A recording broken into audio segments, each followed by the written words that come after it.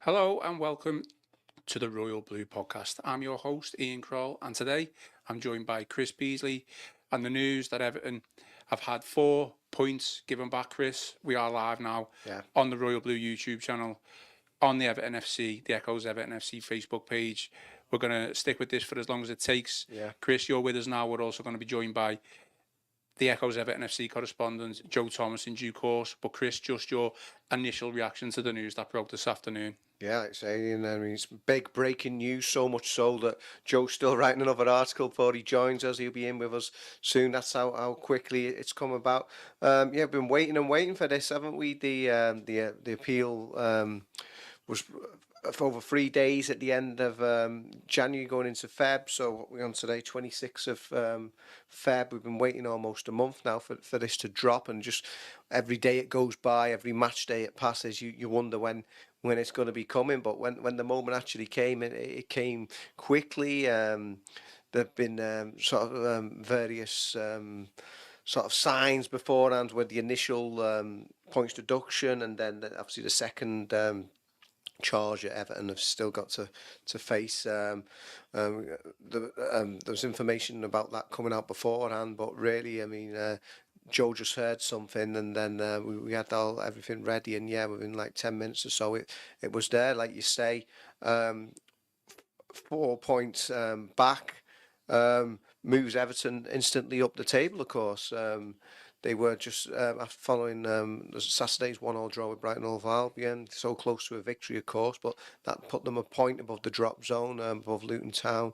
Now 4 points better off. They go above both Nottingham Forest, who, like I say, also face that charge, that Everton face a second charge, and Brentford on goal difference. Brentford go to West Ham United tonight, so they've got a chance to go back there. But I mean, what it does significantly for me, it means that it's no longer the biggest points deduction in English top flight history. It's still obviously a hefty old chunk there, 6 points, but it means, I think, even before you start going into the ins and outs of the case, and Joe will be able to give us more details on that, because he's currently been looking at the reasons behind why this new decision has been made, and what the second independent commission have come to their conclusions. It means that it's now less than the 9 points that Portsmouth received for going into administration back in 2009-2010. And I think that was a big point for everyone, really, the fact that it was a greater penalty than that without even knowing the ins and outs of the case or reading up on it, I think even a layman could see that just didn't feel right. Just a bit of housekeeping then for those watching live on the Royal Blue YouTube channel and the Echoes Everton FC Facebook page. Please give us a like, give us a share, give us a subscribe. Please drop your opinion and your questions in the comments. I'll put it to Chris. We'll try and answer them. If you're only just joining now, it's just me and Chris for this moment in time. Chris has been writing a couple of pieces up regarding, this breaking news. And Joe Thomas, the Echoes Everton FC correspondent, will be joining us in due course. He's just writing a couple of pieces up, and like you said, Chris, he'll have a little bit more information on what this means. He'll probably be able to go into the fine detail of the. Sorry, I thought that was him at the door then. I thought he'd be able to go into the finer details. So, Chris, let's carry on then. I mean, just obviously you give your reaction here, but are Everton still being treated harshly here, or is there some relief? I think that Joe's going to come back with those details about what the actual reasoning behind this. You could say it was harsh because Everton have argued all along that they felt that the sporting sanction was inappropriate for the crime, in inverted commas, that they'd obviously been found guilty of in terms of financial fair play breach. There are other options open there, and it could have happened at the appeal, but obviously didn't go that far in terms of a transfer ban. I mean, you could actually argue the merits of whether a transfer ban would actually be more costly possibly than Everton, than a points deduction, certainly the reduced one that they've got now in the nature of the Premier League this season. Given that, like I said, if it happened last year or the year before, Everton would be in trouble. And possibly again, if it was to happen next season when you maybe got stronger teams at the bottom. But yeah, that was another option available. The another sort of non-sporting punishment, as it were, on the field punishment, in terms of they could have gone down another route. They've obviously felt that a lot of the issues discussed in the first independent commission still stand, but I think an important one for Everton, and what they've said in their club statement, they feel vindicated in their decision to go to appeal now. Obviously, they've got the 4 of those 10 points back, and the original independent commission's conclusion that they'd not acted in good faith, that's been overturned as well. So I think Everton felt that was an important point of principle from their point of view, whatever the wrongdoings that the club have been found guilty of, that they decide there that they weren't helpful in their approach. They feel they've always been transparent.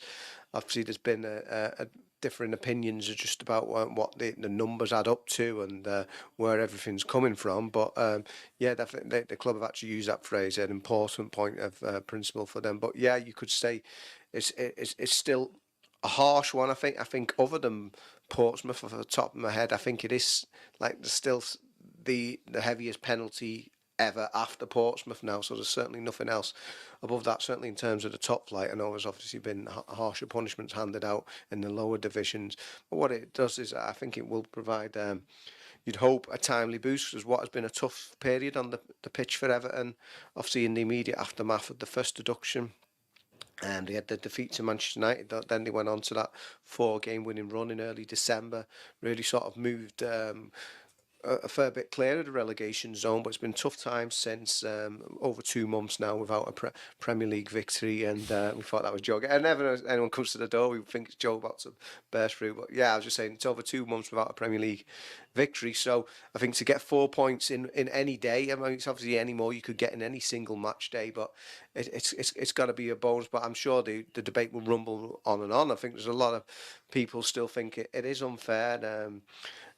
I was speaking to a former Everton player earlier, and he'd asked me to keep him in the loop when the news dropped. So I let him know, and because he thought the whole original decision was scandalous, and he says it's better than nothing, but he's still not pleased with the fact that these non-football people are just deciding the fates of Everton and all these teams. So that debate will no doubt rumble on. Joe will be able to give us more insight in terms of just what the reasoning is behind this latest decision, and of course we know whatever happened with this verdict was always going to shape the second one. But I think there's still a case to be said that Everton were harshly done by Keith Winers, the club's former chief executive.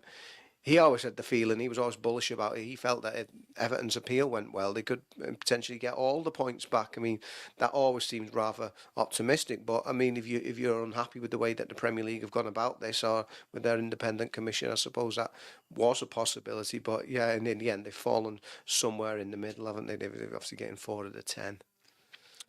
Well, the comments are coming in thick and fast, so I want to try and get through as many as possible and answer as many as possible. So we'll turn to some now, Chris. So Yeah.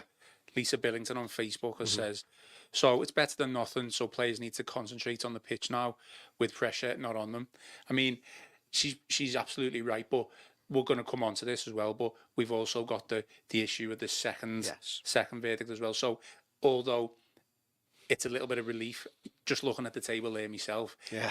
Seeing Everton, 15th in the table. Again, we're going to come on to all of this. Yeah. It's just like, oh, well, that's nice. 5 points ahead of the drop zone. But the pressure's still going to be on either way because we're not out of this relegation fight whatsoever. No. Like you say, the second one is key as well. But it was interesting because what Sean Dyche has been saying in recent times, certainly before this one, in his pre-match press conference for the Brighton game, he always felt that there was a problem, that it was an immediate deduction.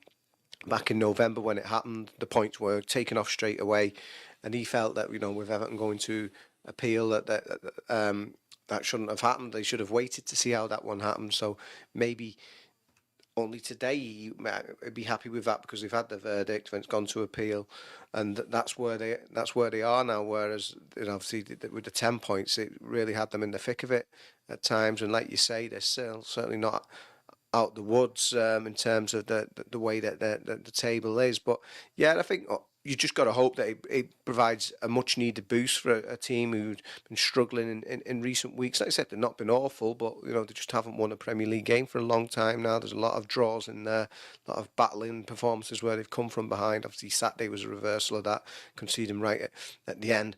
But just hopefully give them that boost now to go into that West Ham United game, because they've got to start saving themselves. Got to start the fight back on the pitch in terms of picking up more points. And you just hope that all that sort of lingering doubts have been in minds, and the weighing down that the 10 points had, hopefully getting 4 of them back can just give them a bit of a shot in the arm and a bit of a boost going into these next fixtures.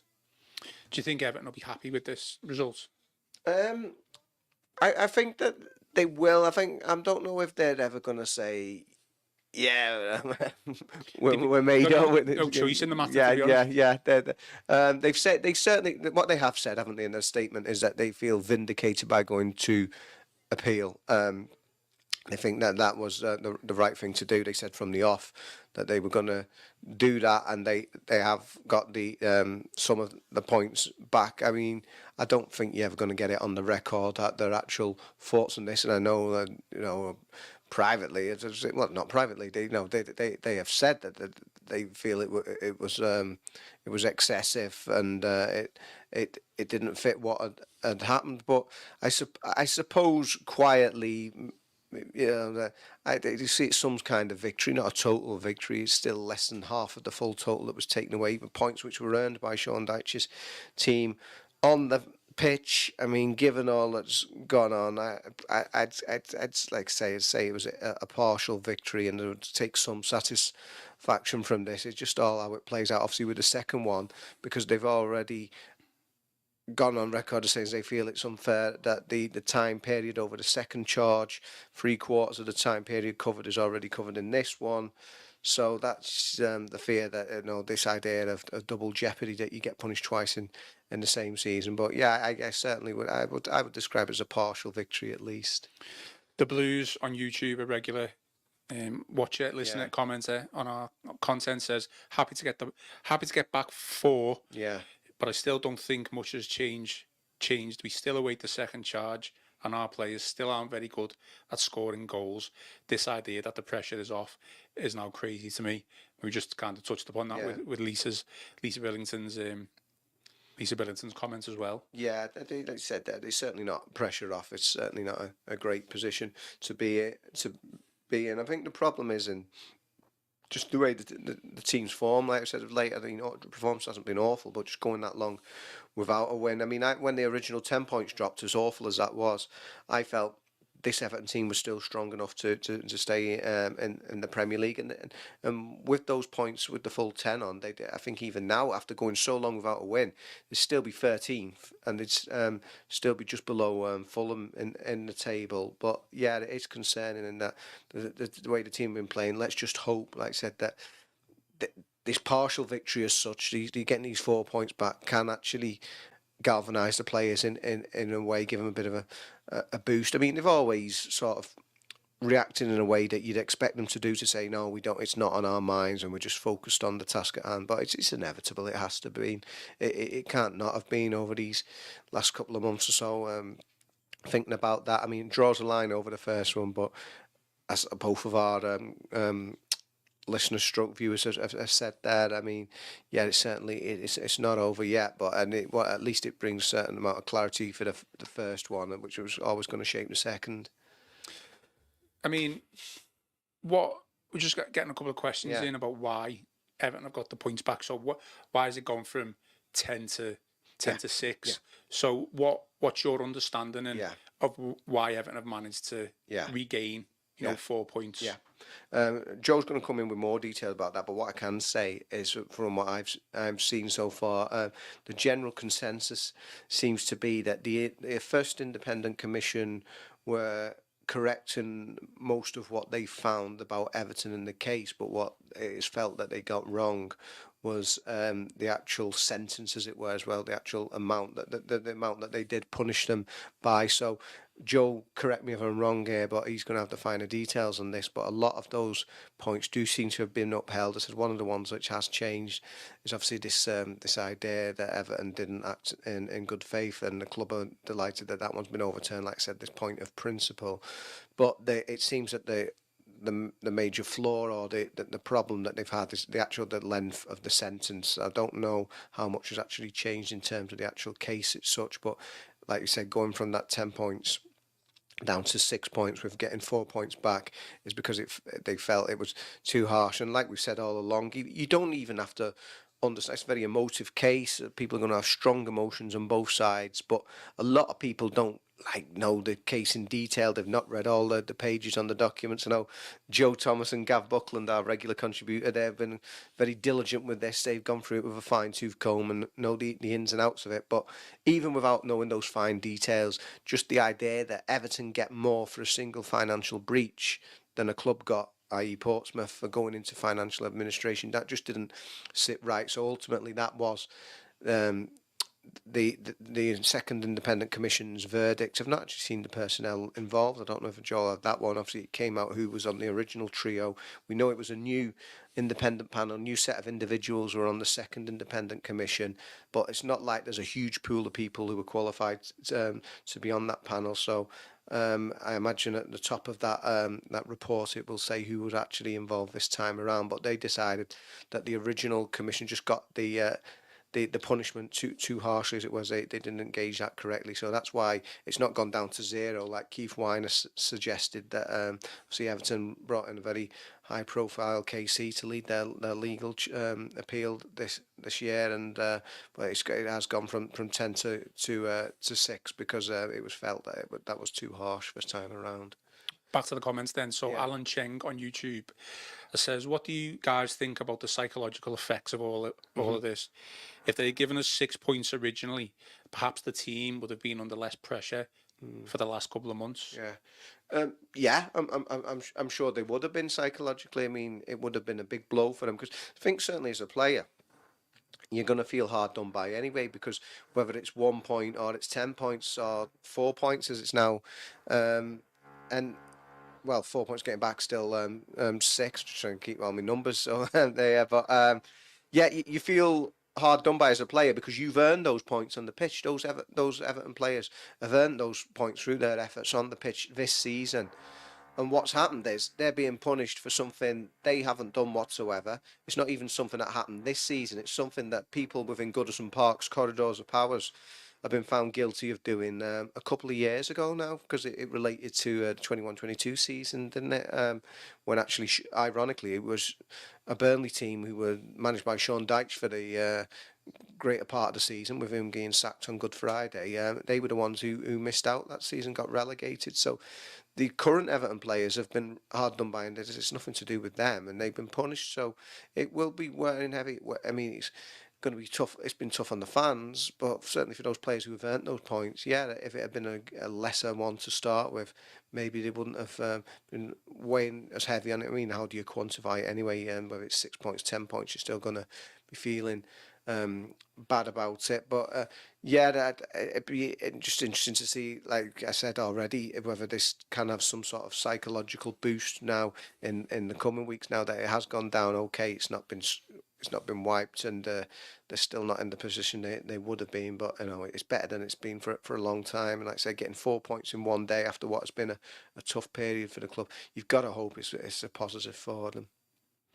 I mean, we can't comment on other clubs' situation, No. but obviously we know Nottingham Forest are going to be in a similar situation. Yeah. What do you think they're thinking now? We've just had a comment from on YouTube from James Barris. Yeah. Apologies if I've pronounced that wrong, but he says, I think Forest are pretty well up the proverbial creek without a paddle. Yeah, well, yeah. Well, what we were always going to know from this is, so we haven't had the first one and then the appeal, and then go to the second one, which is actually the first charge for Forest. But then they'll obviously get a chance to appeal, so there's scope there. But there's two very different cases, essentially. I know they've both been charged, but Forest is a lot more simple. I mean, if you try to explain to somebody who doesn't know the situation just what Everton have done wrong, it would actually be quite difficult to say. You could say, well, there's certain losses that you're allowed, and they've deemed to have gone beyond that. But you could actually see a lot more tangible what Forest have done. Forest have got promoted for the first time in, was it 23 years, back to the Premier League, and spent lots and lots of money in like 1 or 2 windows on lots and lots of players. Was it something like £250 million and over 40 new players? That's quite easy to see what's happened there and whether it's right or wrong. And I think they sort of dispute about when they sold Brennan Johnson, or whether they would have been within the parameters over when he was sold. They could have sold him for less, but they held out to get more for him. And they claim that's why they're being done. I don't know the ins and outs of their case. It's a very different case to Everton's, whereas Sean Dyche, again, like the players, been left picking up the pieces here. He said in his press conferences that there is no sporting advantage. We know how much, even Farhad Mashiri himself has admitted in the past, Everton have not spent large amounts of money wisely. That's a direct quote from the one-to-way majority shareholder, which, when he came on and apologised to the fans in the summer of 2022. We know they've spent all that money in the past, but certainly these last couple of years, they've cut the cloth accordingly. They've really reined things in terms of the spending and the amount that has been spent in transfers imposed to the amount that there's been recouped in sales. Obviously, there's been those massive sales of Richarlison and Anthony Gordon last January, opposed to the amount of money that has been spent. So they're two very different cases. I wouldn't like to say, and I certainly wouldn't want to speculate on Nottingham Forest. What I would say is it's a very different case to the Everton one. But whatever happens, I mean, there's always a chance that that one goes to appeal, and for both of those clubs, and it just has to be sorted, both for Everton's sake and everyone in the Premier League's sake, before the end of the season. I don't think you can have a situation where the final ball of the season is kicked and we don't know definitively either way. I mean, that's poor. But we're still on course for that, though, really, aren't we? When you think about it, yeah, it's great, that we've got a decision now. I don't know whether "great's" the right word, but it's a relief that we've got a decision now. Yeah. Either way, we've got the 4 points back.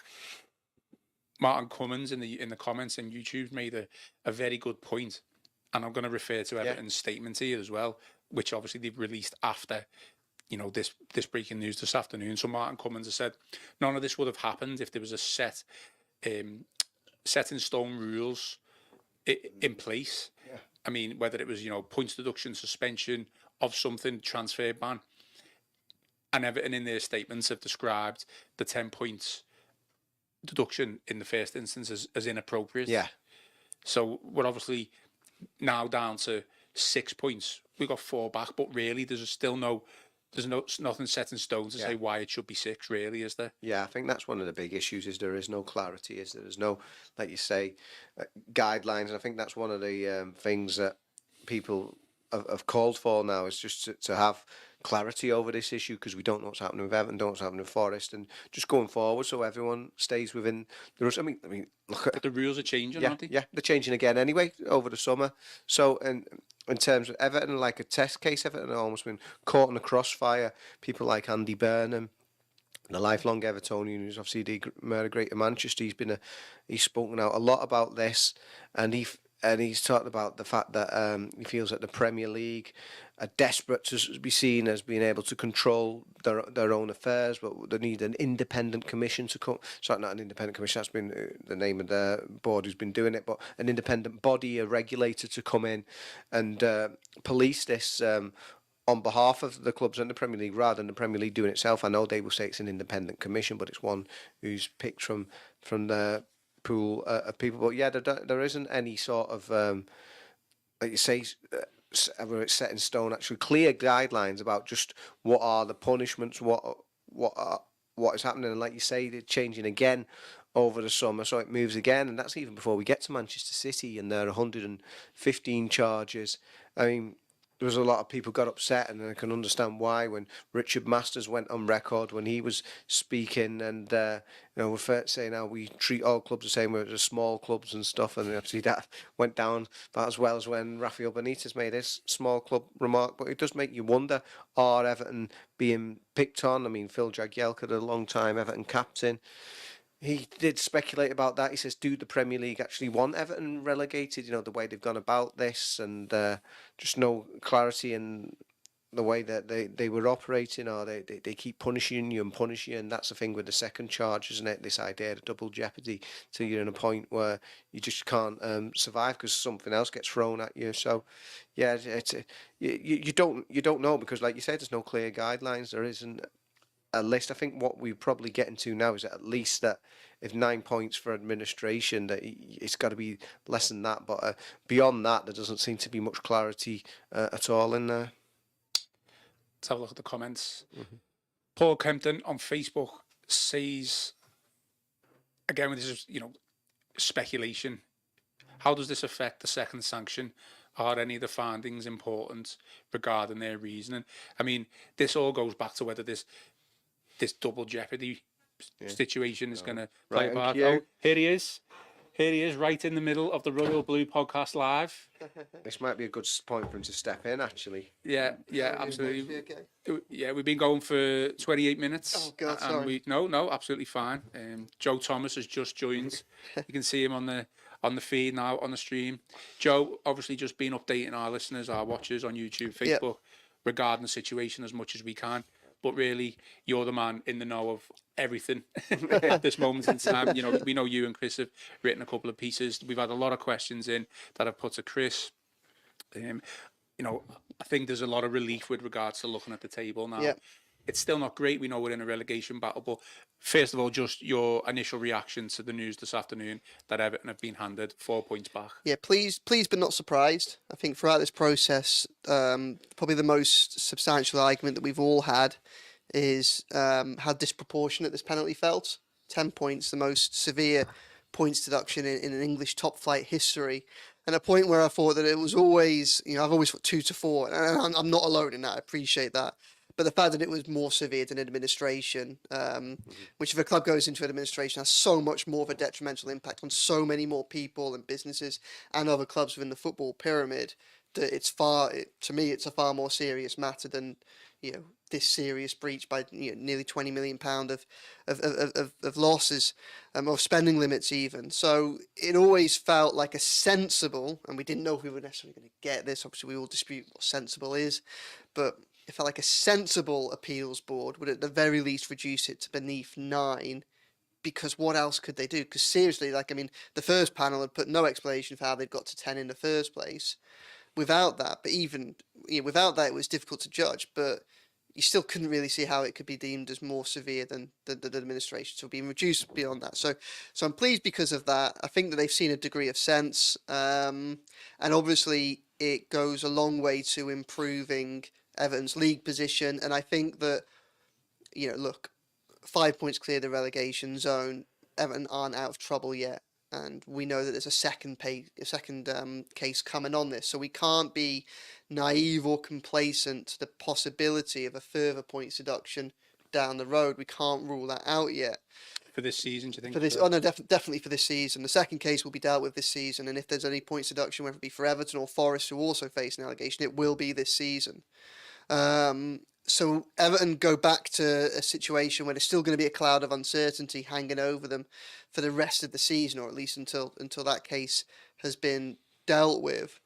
But this is obviously a significant boost, particularly for a side that's failed to get a win in nearly 2 months. It moves them up the table. It's just that context, that backdrop, that cloud that we've all been had over us whilst we've been trying to assess the implications of the last-minute equaliser against Brighton, of not beating Crystal Palace last week, and some of the other results that they've had, just eases the pressure a little bit. I think this will be welcomed at Everton. It has been welcomed by Everton Football Club. They're still assessing it. They're still having to think about, how happy they are with the 4 points, but they're happy from the starting point that 4 points is coming back. It'll be good news to Deitch. It'll be good news to those players. Like I say, speaking to Jar Branthwaite outside the dressing room the other day, speaking to Deitch about this at Finch Farm the other week, it's clear that it's having an impact on the players. It's clear that it's adding an added degree of pressure on which we've seen on those performances, such as that disappointing one at home to Crystal Palace. So I think it's a result that's welcomed by most people, and I think there'll be a significant degree of relief, I think, at Everton. It makes the task of approaching the rest of the season a bit easier. Obviously, still only 5 points clear of relegation zone, still a threat of another penalty, still got a lot of work to do on the pitch, but it might just reduce some of the pressure a little bit. It might free up the players a little bit more to perhaps go in. They might find it easier to be a bit bolder and to go for some of those positive results that they need to do what is ultimately the aim and always has been the aim for this season, which is to confirm Premier League survival as early as possible so that Kevin Farwell, however little money he might have to spend, can start planning and start rebuilding this squad in the summer to start properly consolidating on the progress that Dyche has made this season, and so hopefully put Everton on a positive long-term trajectory. Before I come back to you, Joe, Yep. we've had a comment. Someone in the comments is absolutely disgusted with you that you've only brought yourself a cup of tea. Oh, serious? Yeah, sorry, it was made by me. So it was made for me. Sorry. Yeah, I'm sorry. Yeah, it's a good point. Cordial That's it. That's fair, and I'm sorry. Okay, so Joe, just in your opinion, then, is it still harsh, this punishment of what is now 6 points, or do you think are you relieved that we've got? I mean, I'm relieved that they got anything. To be honest, yeah. Look, we've said for a long time, we're writing this last year. Everton has been a dysfunctional club that hasn't been run very well for a long time. We're dealing with an unprecedented situation. We've never been through one of these profit and sustainability cases before, so we don't know what we're doing. We know there isn't a lot of sympathy for Everton from the Premier League. We know there wasn't a lot of sympathy for Everton from the first panel that decided on that, and we know that the second panel, the appeals panel, is obviously going to come from a similar cohort of people, if they're doing their job correctly, legally minded people that should be able to take away from them emotion of this and just look at the facts. And it was difficult to see how a second panel would find that the first panel, like-minded people looking at the same information, it's difficult to see how they would find a completely different conclusion, completely different verdict on the same information. So I think that, again, we've said this all the time, there was never a scenario that was likely where Everton would get 10 points back. There was never a scenario likely where Everton would get a different type of punishment. It was always going to be a starting point of the hope being that points are reduced, and then maybe points are reduced but they're suspended, or maybe it's a reduction and a transfer ban alongside it or something like that. That was where the uncertainty was. But there was never a point in this process where Everton weren't going to have a points deduction after the first one gave them 10. So on that basis, I think more than anything, I'm relieved that something positive has happened. Could it have been more? Well, look, I think when it comes to having a look at this breach, and I mean, obviously I missed the first half an hour of your discussions, but what's quite interesting about this case is the second panel disagreed with the vast majority of Everton's arguments.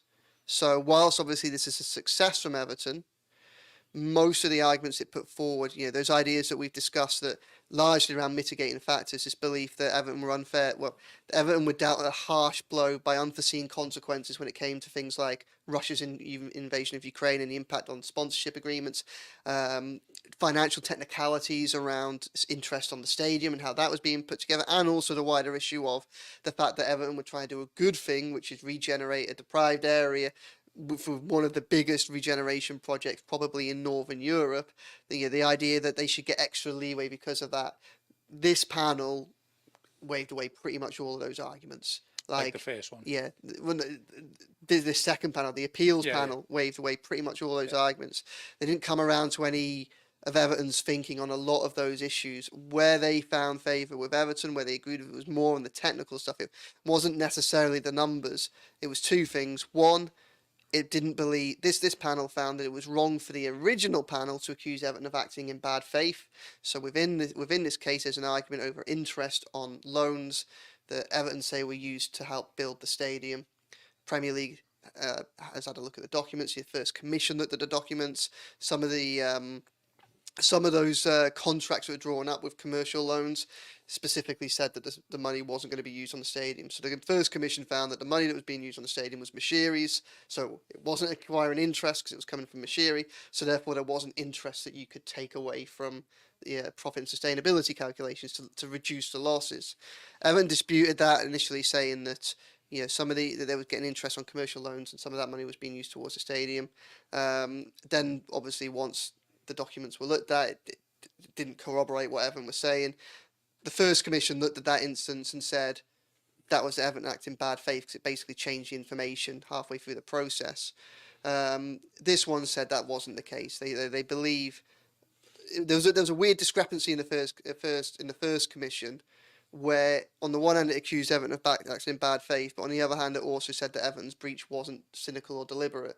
Obviously, there's a natural contradiction that I think we all picked up on in that point. Well, basically, on that case, the appeals panel has agreed with the club, so the club wasn't acting in bad faith on this technicality, very technical issue, but the appeals panel has basically said it was accidental. It was an accidental breach. It wasn't on purpose. So therefore, the aggravating factor, so something that might have put the punishment from 6 to 8 or 8 to 10 or whatever, that falls away. So that's one of the reasons that the deduction's been reduced. The second reason, and again, I started off when I came in here a few minutes ago by saying this was a point I think we all had sympathy for, was when you looked at the other benchmarks, the other punishments, both in the Premier League and the English Football League, for where we had written in rule books set points penalties for wrongdoing, this felt harsh, and that was the other element in which the appeals panel agreed with Everton's representatives on, the fact that when you looked at lots of other different types of punishment, including the 9 points that you get for administration if you go into that whilst you're in the Premier League, then 10 points is harsh. So what this panel found was legal errors were made on those two grounds. The accusation that Everton acted in bad faith over the interest payments, and in relation to the severity of the punishment and how that was disproportionate to other punishments that were available, that have been set out in the rules. So that's where this panel agreed with Everton. That's why it's not a case that Everton are now innocent, and no one, the club wasn't even arguing it as innocent. What the club was saying is that it was harshly treated, and the new panel has had some sympathy for that, and that's why it's gone from 10 to 6. I mean, there's a lot of questions now, Joe, on, we've obviously got this decision, and there's an element of relief. Saying to Chris, I just looked at the table here just before, and it obviously does look a lot better. 5 points clear. We'll come on to that a little bit more, but there's obviously this second decision now.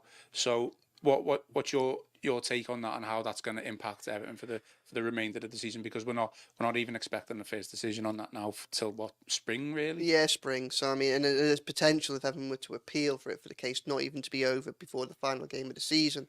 And obviously Nottingham Forest are going to go through the same process as well. Look, I've been through the findings document.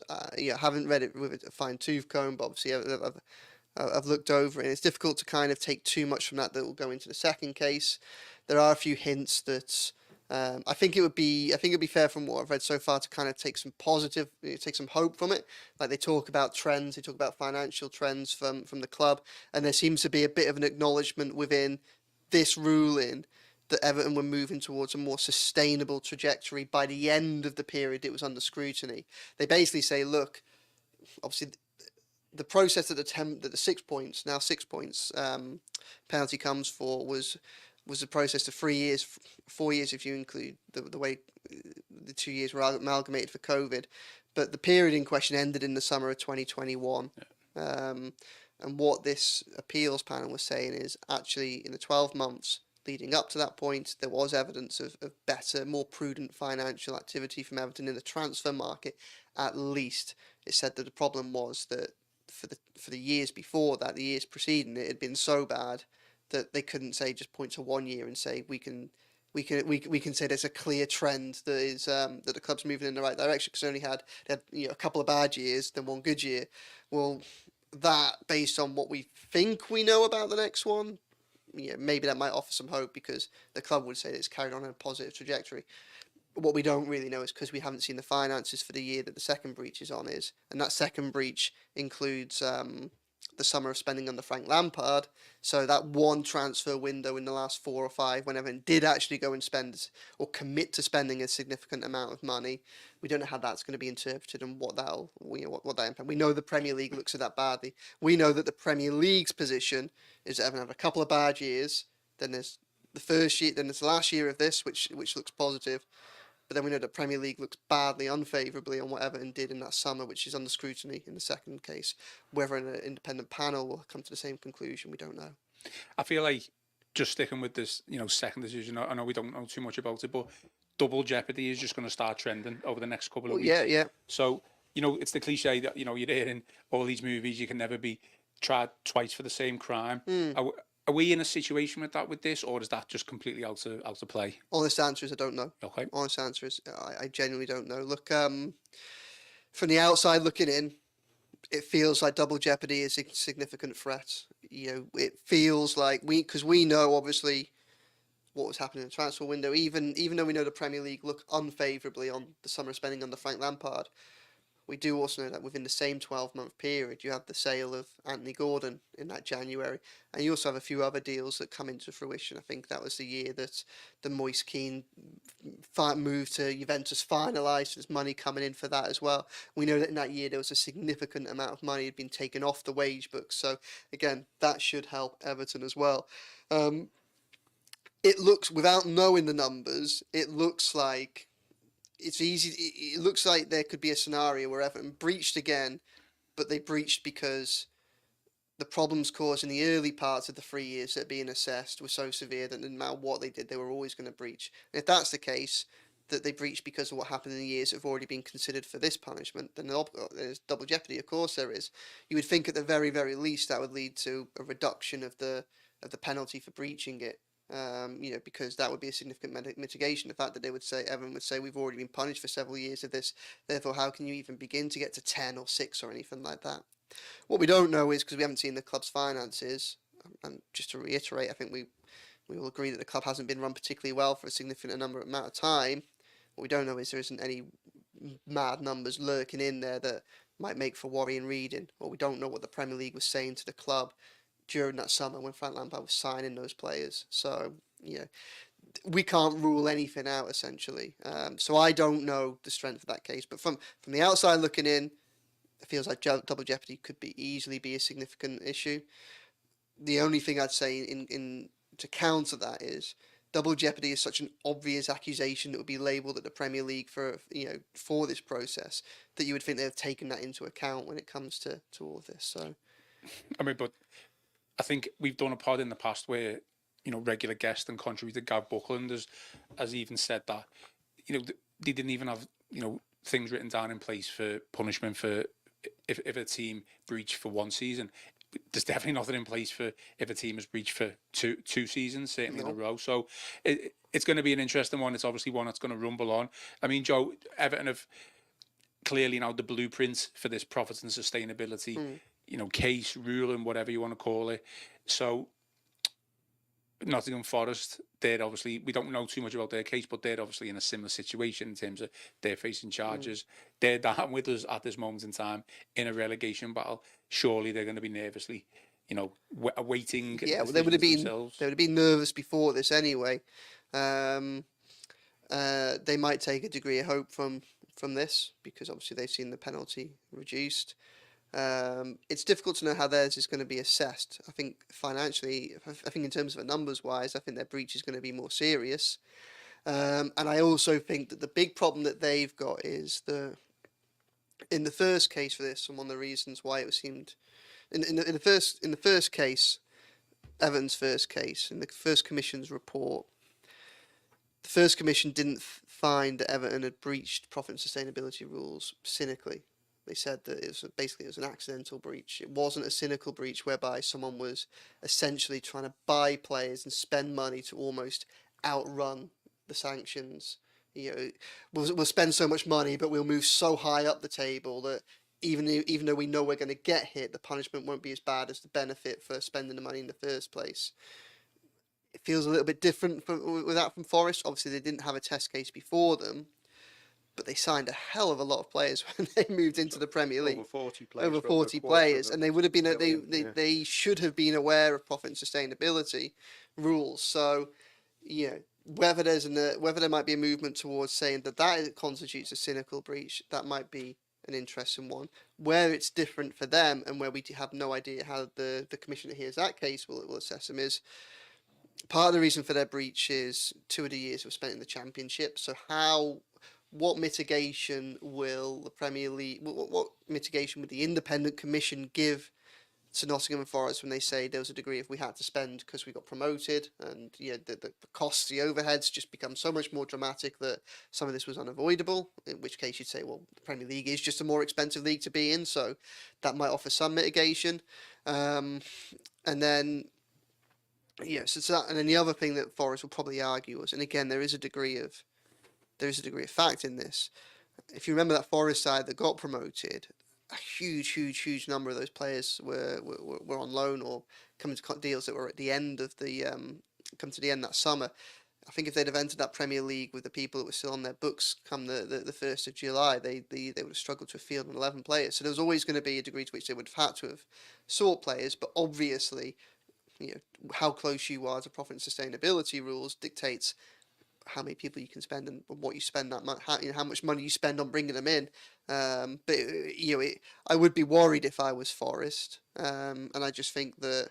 I mean, from Everton's perspective, now they move above Nottingham Forest, don't they? And that's a good place to be. And I think the target should be do everything they can. The first target is obviously stay above that dotted line and don't finish in the bottom three. The second target is to try and get yourself as far ahead of everybody else, but including Forest as possible. Because I mean, you would like to think that if Everton finished, if there were 4 teams beneath Everton and one of them were Forest, after they've had this with Everton with the 6 points, you'd like to think that Forest might get some sort of punishment, and that you'd be disappointed if Forest were to get punished. But then Everton's second punishment was to take them, was to be even harsher and take them below a Forest that they finished above in the league. But again, we don't really. It's so much uncertainty. It's stupid. It's ridiculous that we're talking about this type of thing, isn't it? Of course it is. I think that again, something that we've written and said for a long time is this isn't a process that has stood up to scrutiny particularly well, is it? Like, I think changes would be needed as a result of this year because it is becoming farcical. It's been a farce for the months that Everton have had an asterisk next to their name. It's going to continue to be a farce until maybe even after the last ball's kicked this season. Yeah, I mean, hence me and Chris talked about the changing the rules anyway, aren't they? We don't know when it's going to come in place. I assume it's starting from next season, the profits and sustainability. Well, they're still talking about it, aren't they, at the minute? So, but obviously they know it's not fit for purpose, and they obviously realise that it's detrimental to the product of the Premier League itself as well. Yeah, I'm not sure about that, to be honest. I think that actually they think that increased financial regulation will strengthen the Premier League, and a lot of what the changes that they're discussing are to move the Premier League in line with UEFA, so with other European clubs, which makes it then easier for Premier League clubs that are fighting in Europe to comply with the rules that everyone else in Europe doing. So, I think the Premier League is only moving towards a situation where it thinks financial regulation is a good thing, and the stronger that is, the better for the product and the integrity of it. But what they haven't done is, I think, through the process that they already have in place and the way in which they've handled them, Everton being the core example of that, of course. But even when you look at the kind of the length of time it's taken for any progress on Manchester City, for instance, then I think that what the Premier League has failed to do is outrun the move for independent regulation. So they will probably lose a degree of control over that because we'll see independent regulation come in to some extent. So yeah. I'll come to you on this then, Chris, because I do find it, obviously Joe does disagree with me to an extent, but I do find it a fascinating debate. And, it was the lowest amount of transfer fees paid over in January, wasn't it? Is the profits and sustainability rule not detrimental to the Premier League? What I just interested on your thoughts. I just think what happened is I reckon the rest of the Premier League got spooked by what happened to Everton. The fact that they seemed nothing was set in stone, like we were talking about the regulations, getting more than what a club got into administration. You see that one of your teams has been deducted the biggest sporting sanction in 135 years of English top flight football for a single financial breach, and they're like, ooh, we don't want to be going there, we don't want to go anywhere near there. So even if they were maybe in past years would have spent a bit of money in January, they just thought, we'll just better not do this year, just err on the side of caution. And whether that were, I think they were like, obviously Arsenal were linked to Amadou Onana, but just didn't want to go there. I mean, they had other priority areas, and in the end, a lot of the teams just didn't spend anywhere near amount as much. I think they were just genuinely concerned with what had happened to Everton, and has still happened to Everton to a lesser extent now. As we said, there's a second breach to be looked at there. But yeah, I just think that they decide to err on the side of caution. I mean, you could say, is that a good or a bad thing? Are clubs actually living within their means a lot more? Are they unwilling to push the envelope and take those risks that might get them into trouble? Maybe that is a good thing. I just think they were genuinely looked at the Everton case, and it was a direct consequence of that. I mean, spending was down across the board, and it probably would have been down even without Everton. But I just think the fact that what happened to Everton just made so many other Premier League teams err on the side of caution. Does it not hurt the Premier League product if teams aren't able to bring in the best players, though? I think it's the same across the board, really, because I mean, we're in a position now where Premier League teams can outspend most of their continental counterparts. Anyway, when I grew up, I remember for a long time, and it goes beyond when I was young, for the best part of the second half of the 20th century, the Italian clubs were always the ones who had the record transfers.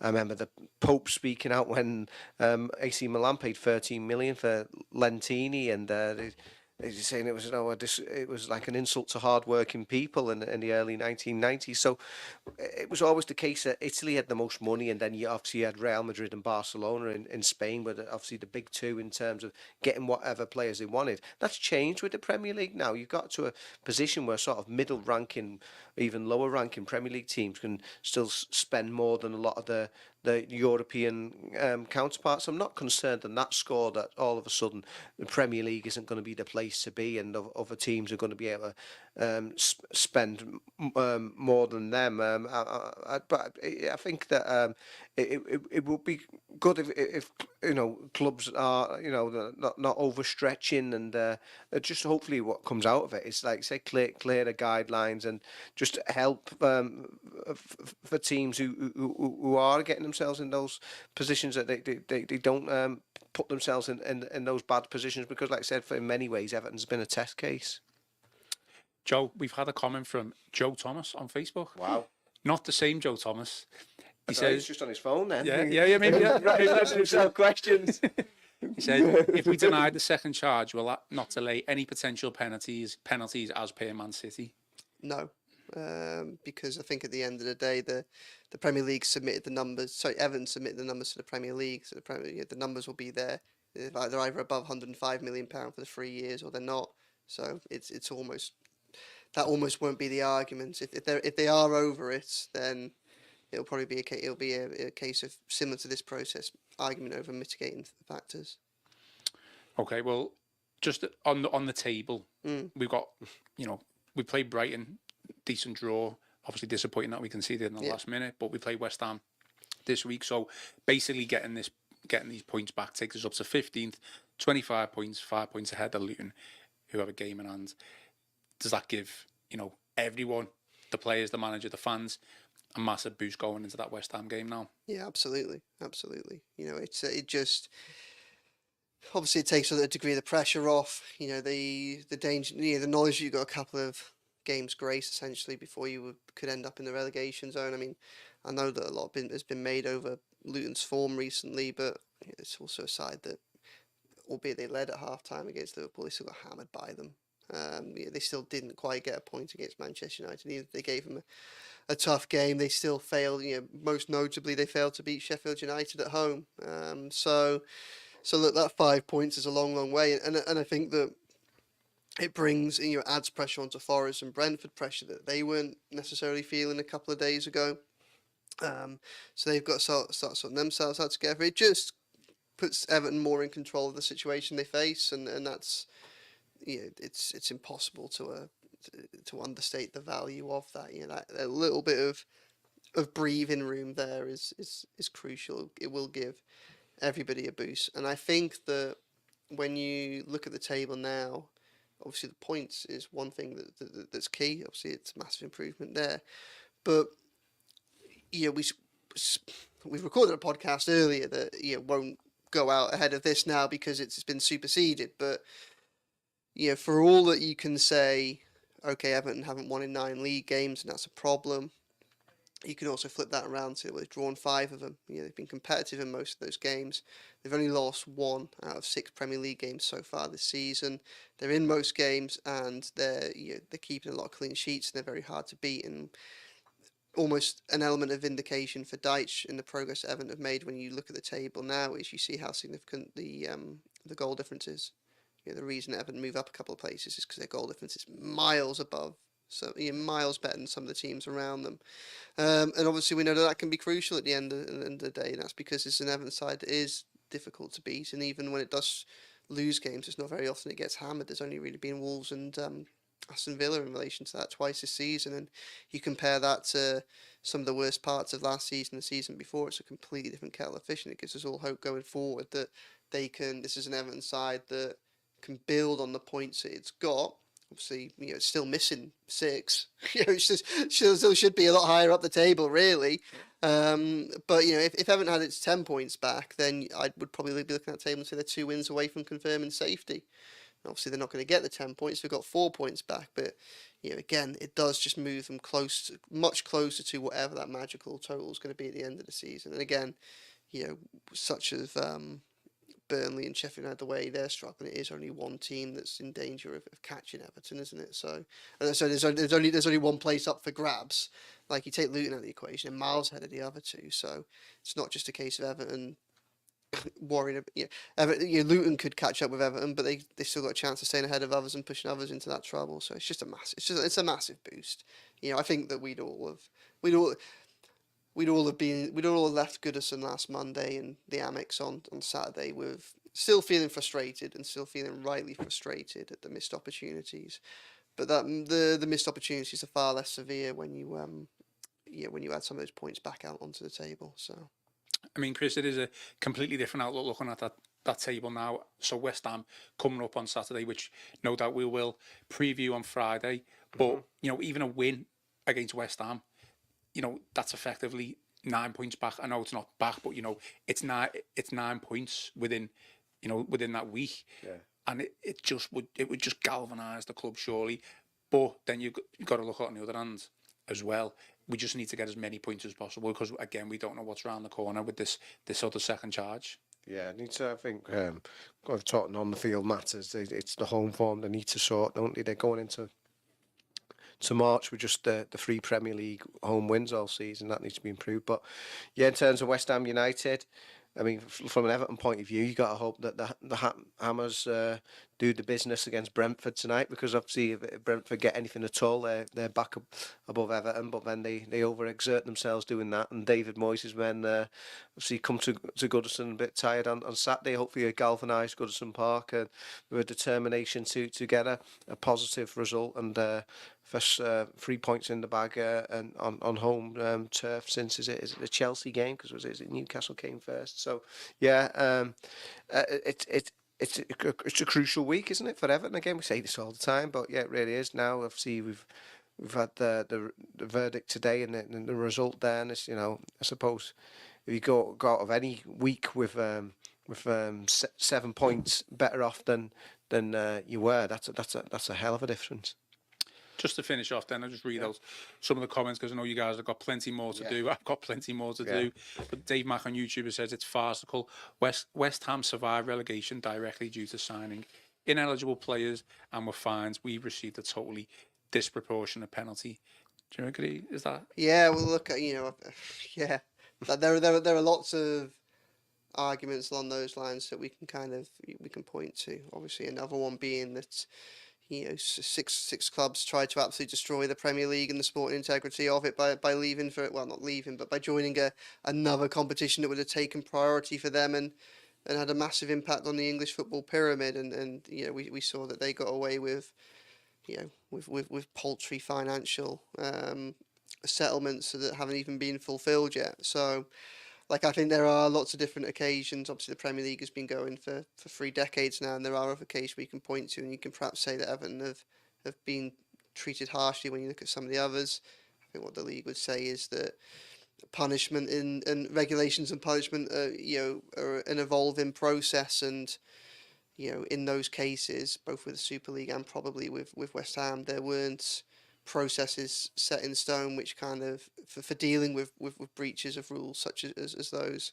Obviously, the problem that Everton have got when trying to defend themselves against this is the rules have been in place since 2013, so they've been signed up to them. So what they can't argue is they didn't have knowledge of what they were trying to comply with.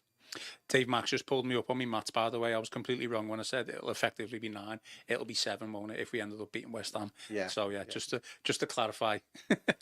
Chris Evo Goody on YouTube says we have to face it that we're going to get taken for another 6 at the end of the season, and we just have to win games, and that's that. Just have to win games. Yeah, fair. I mean, I think it would be bad if obviously Everton as it stands. I'm trying to keep my head around these numbers as it is. So it's 6 points now because he's got 4 back. If he got 6 again for the second one, that really would be double jeopardy. So I don't know about that. I'd be feeling pretty grim there because you'd end up with 12, wouldn't you? And that'd be more than the original sanction. So that'd be pretty bad. But yeah, as we said all along, because I felt that this team was good enough to stay up, regardless of the sanction this year, it is that case of winning those games. That's got to start coming now. Hopefully we get the boost from today's verdict and just start winning those games again. Because I mean, they're capable of it. They're not, they're not the soft touch that they were the previous 2 years. I mean, it's time for them to start showing their mettle again. At a very basic level, though, if you think that 6 could be the worst case scenario, at least Everton have a target. Then at least if Everton's starting point can be finished 6 points above whoever finishes third from bottom and try and finish ahead of Forest in the process, and you would like to. That's probably the closest Everton are going to get to having any degree of confidence at the end of the season that they're not going to go down. They're not going to be taken down by. If the second charge was 6 following on from the first, basically on a blueprint. 6, another 6 feels like it'd be harsh, as Chris said. It would take it as more severe than the other one. So like I mean it would, but again it gives perhaps talking about things like points totals and where it's been so difficult for so long trying to give anybody anything concrete to aim for, but maybe now you can start to do that, and finishing above Forest will be easier now that they've picked up 4 points on them and have got a better goal difference as well. So okay, well I think we'll leave it there. Plenty more to come, I'm sure, this week. I mean, you guys did a podcast earlier talking about Brighton. It was a pre-recorded podcast, not even live. We had a special guest on, Joe, and we haven't been able to put it out, but we are going to put it out tomorrow. Do you want to just quickly just talk about that? Obviously, it was reacting to the Brighton game. You and Chris went. Yeah, what can you say? Incredibly frustrated. Point would have been good at the beginning of the game. Point would have been very good at half time. Thought Everton really struggled in the first half. But obviously by the time you get to the last 10 minutes plus stoppage time, 1-0 up and playing against 10 men, then really you do want to see it out. Understand the frustration over some of the tactics. Spoke to Jared Branthwaite after the game, and he said that he felt that Everton kind of played, sat back and almost psychologically, despite having the extra man, they withdrew to hold on to the lead, and it didn't work. But I do think that asking an Everton side to be more ambitious and to try and asking this Everton side to start knocking the ball around the park, even against 10 men, to protect the lead, is probably a little bit naive, bearing in mind that we know that we don't like saying this, but we have to be realistic. This isn't a side where its strength is keeping hold of possession. So I can kind of understand why Everton did what they did to try to protect the lead, because even though they're playing against 10 men, it really was playing to their strengths. Unfortunately, obviously they paid the cost for allowing Brighton to come on because they conceded. But even then, it's not like they didn't create any chances when they were 1-0 up, or even at 1 each, because both Beto and Harrison still had opportunities to win the game for Everton and they missed them. So frustrating, yes. Does it feel like 2 defeats? Was it 2 draws in a week that feel like 2 defeats because of the way it unfolded? Yes. Was it 2 missed opportunities? Yes. But obviously, wider perspective is still a lot of progress being made with this side. Still 2 games that they didn't lose. Still 2 more points on the board, and obviously this helps us all now as well. Well, there's a little preview from Joe from tomorrow's pod, which we're going to put out. Obviously, reaction analysis from the game at the Amex Stadium. I mean, we'll call it a day, but what are we feeling? Are we just relieved that the first charge is over? Just relieved that Everton have got points back? Let's finish off with just a very brief summary of how we're feeling. Yeah, so I'd describe it as a partial victory, as Joe has indicated there. A lot of those original points were upheld, so it would seem unrealistic to think that they were going to get them them all back. So I think it absolutely, for me, it had to be, without even knowing the ins and outs of the case, for anyone, just a layman looking in and from the outside, you had to get 2 points back minimum for me to make it lesser than what Portsmouth got to get in administration. So to get 4 back has got to be a partial victory, and you take whatever you can get, and hopefully can be used as some sort of bonus or inspiration to go forward from. Yeah, largely agree with Chris there. I think this is a positive day.